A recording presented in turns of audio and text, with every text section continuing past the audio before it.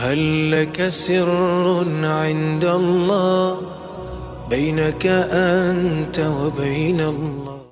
بسم اللہ الرحمن الرحیم۔ السلام علیکم، کیسے ہیں آپ سب؟ امید ہے خیریت سے ہوں گے۔ آج جس بارے میں بات کرنی ہے بہت چھوٹی، صرف ایک آیت پہ بات کریں گے، لیکن وہ آیت اتنی وسیع ہے، اس میں اتنا کچھ سمجھنے کو ہے کہ شاید ہم نے اس کو پہلے اس طرح سے نہ سمجھا ہو، نہ ہی میں نے سمجھایا ہو۔ اللہ تعالیٰ نے کہا میرے دو طرح کے بندے ہیں، ایک وہ جو کبھی نیک ہوتے ہیں کبھی برے ہوتے ہیں، کبھی نیکی کرتے ہیں، کبھی نیکی کرنے پہ آئیں تو اتنی زیادہ نیکی کر جاتے ہیں کہ کیا بات ہے، لیکن کبھی برائی کرنے پہ آئیں تو پھر برائی میں بھی آگے نکل جاتے ہیں۔ تو یہ وہ بندے ہیں جو نیکی کرتے ہیں، برائی کرتے ہیں، چلتے رہتے ہیں، جس طرح ہم اور آپ جیسے لوگ۔ لیکن ایک اور بندے ہیں اللہ کے، جنہیں اللہ کہتا ہے جنہوں نے جب سے آنکھ کھولی ہے ایک بھی عمل ایسا نہیں کیا کہ جس سے اللہ خوش ہو جائے۔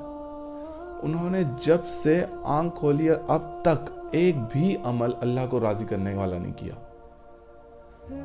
اب ایسے لوگوں سے دنیا بھری پڑی ہے، بہت ایسے لوگ ہیں۔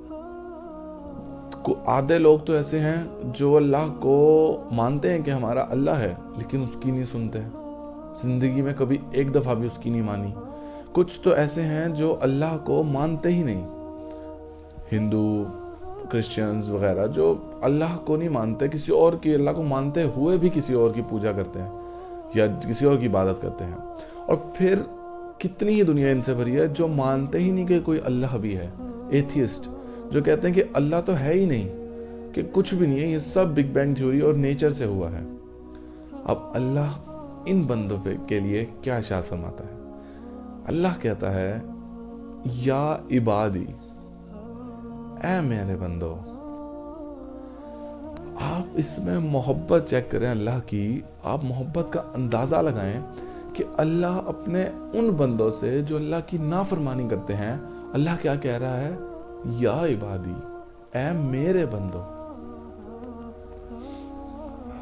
انسان تو اگر کسی کا بیٹا، کسی کا بھائی بہن، کوئی بھی اگر نافرمانی کرے یا کوئی کسی کی بات نہ سنے تو دشمن بن جاتے ہیں۔ اگر ماں باپ کی بات نہ سنی جائے تو ماں باپ تک دھتکارنے لگتے ہیں۔ کہ کبھی ایسے دیکھا ہے کہ کوئی کسی کی نافرمانی کرے اور اگلا اس کو اور پیار سے بلائے؟ سوائے اللہ کے کوئی نہیں کر سکتا۔ یہ اللہ کی محبت ہی ہے جو اپنے گناہ گاروں کو بھی بلا لیتی ہے، جو اپنے نافرمان، جنہوں نے اللہ نے جس کو پیدا کیا، اس نے زندگی میں 40-45 سال ہو گئے، اس کے 20 سال ہو گئے، 60 سال ہو گئے، اور اس نے ایک دفعہ بھی اللہ کو نہیں پکارا، اس نے ایک دفعہ بھی وہ عمل نہیں کیا جو اللہ نے کہا کرنے کو۔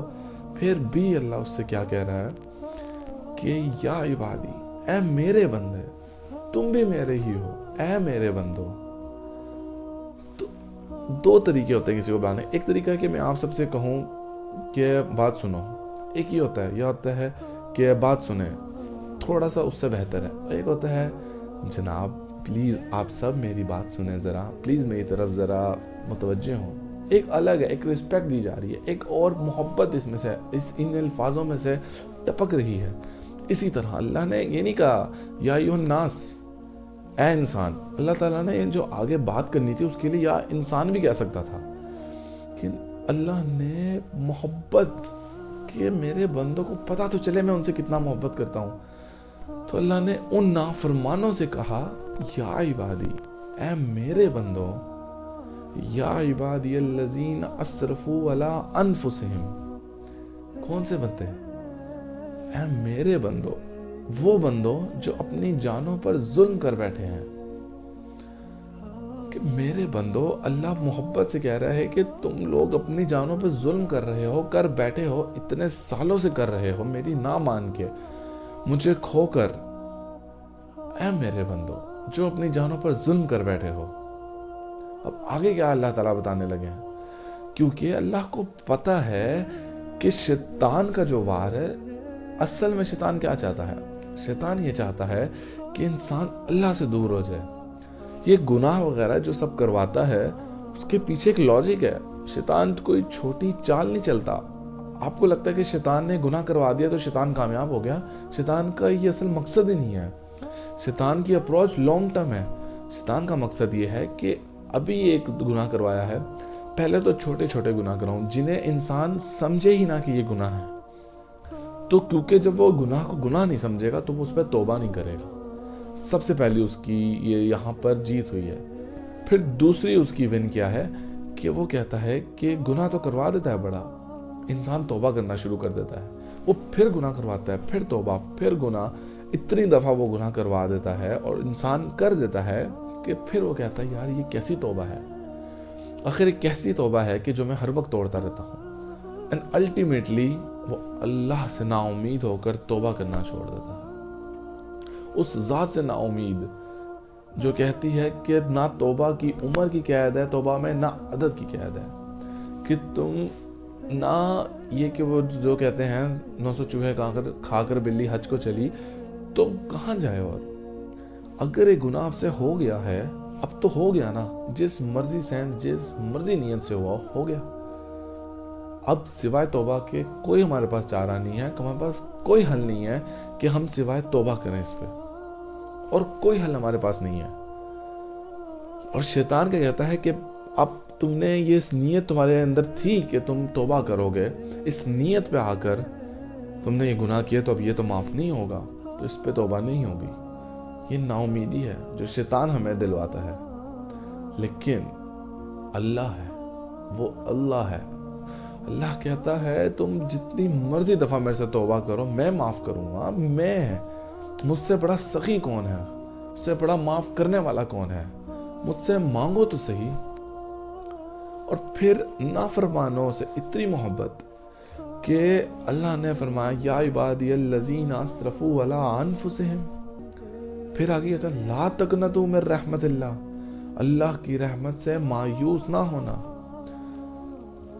اسپیشلی اللہ کہہ رہا ہے کہ اے میرے بندوں جو ظلم کر رہے ہو اپنی جانوں پر کتنے سالوں سے یا کر بیٹھے ہو، بار بار کر رہے ہو، میری رحمت سے مایوس نہیں ہونا.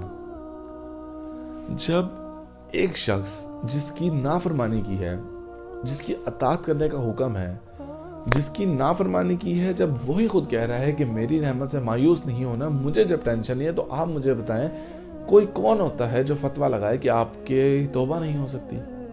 کون ہوتا ہے جو کہے کہ یار آپ کی تو توبہ ہی نہیں ہو سکتی؟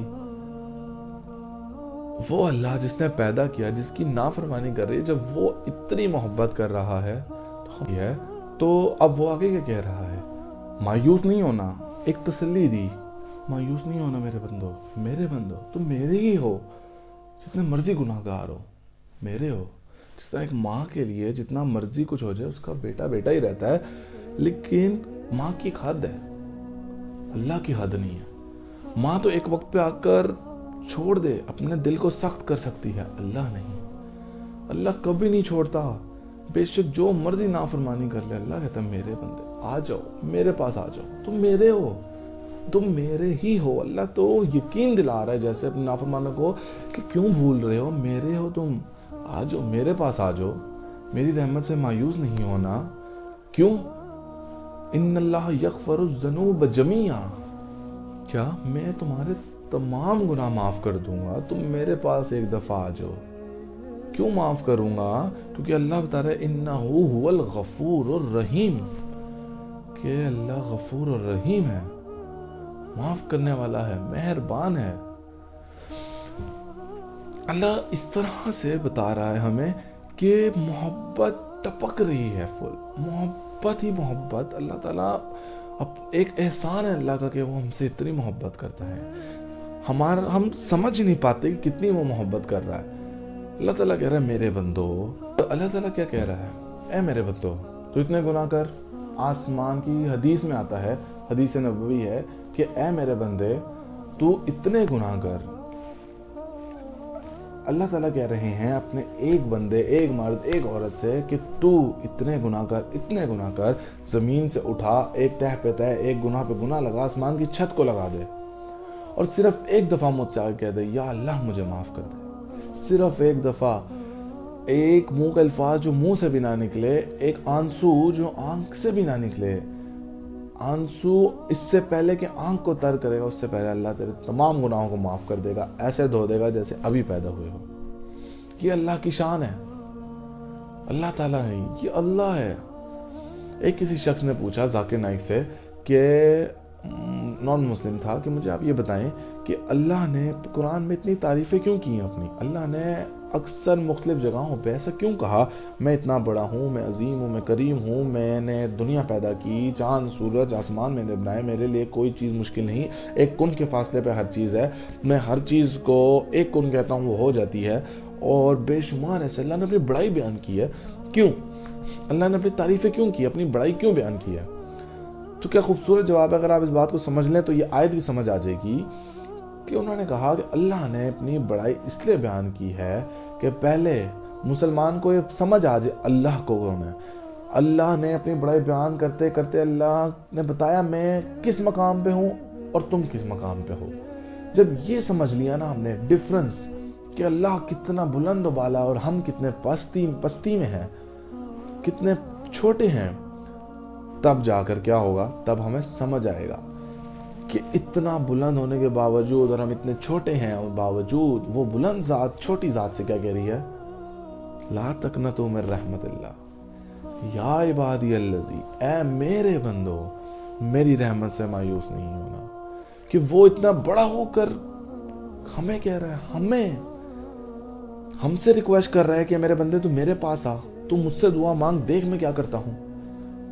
ان اللہ یغفر الذنوب جمیعا انہ هو الغفور الرحیم، میں تیرے تمام گناہوں کو معاف کر دوں گا، تجھے ایسے دوں گا جیسے ابھی پیدا ہوا ہے، ہر چیز ختم۔ اپنی توبہ کا پیالہ تو لا، ایک شرط صرف رکھی کہ توبہ کا پیالہ لیا، جب کوئی گناہ ہو فوراً میرے پاس آ، مجھ سے مانگ، مجھ سے معافی مانگ، مجھ سے دعا کر، دیکھ پھر کیا کیسے نہیں ہوتا۔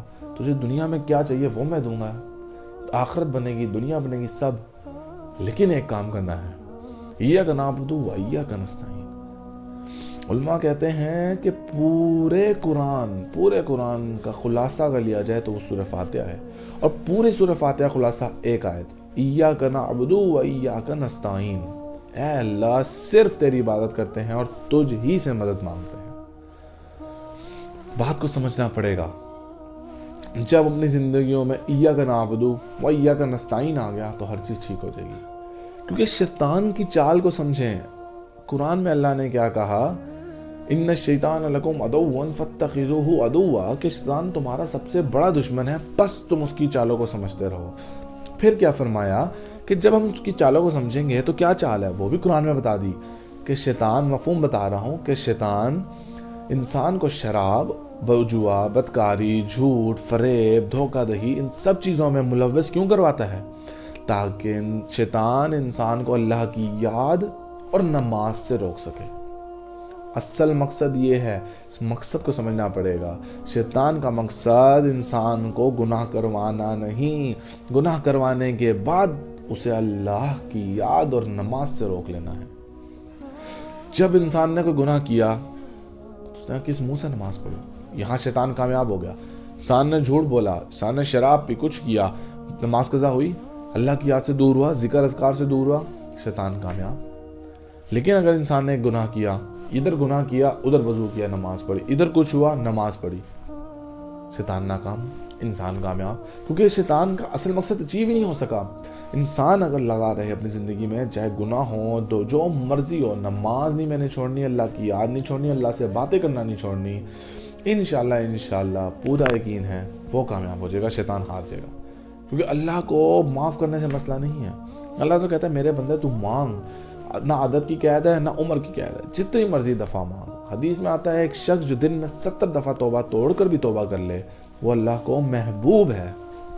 یہ نہیں کہ وہ اوکے ٹھیک ہے، وہ محبوب ہے، محبوب۔ اس بات کو سمجھنا پڑے گا ہمیں کہ وہ محبوب ہے اللہ کو۔ یہ ہے میرا اور آپ کا اللہ۔ اس اللہ کو سمجھنا پڑے گا، اس اللہ سے دل لگانا پڑے گا، اللہ کی طرف جانا پڑے گا۔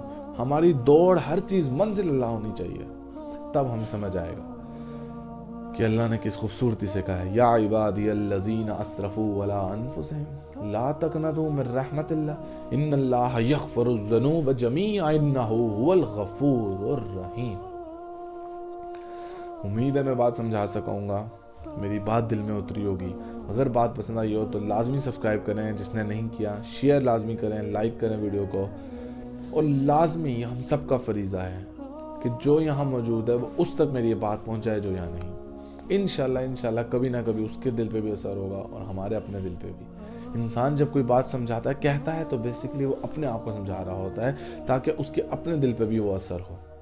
تو کوئی بات اگر اپنی زندگی میں عمل کرنا ہو تو وہ کہنا شروع کر دیں، دوسروں کو تبلیغ کرنا شروع کر دیں، خود بخود آپ کی زندگیوں میں وہ آ جائے گی۔ انشاءاللہ ملتے ہیں انشاءاللہ نیکسٹ ویڈیو میں۔ اللہ حافظ۔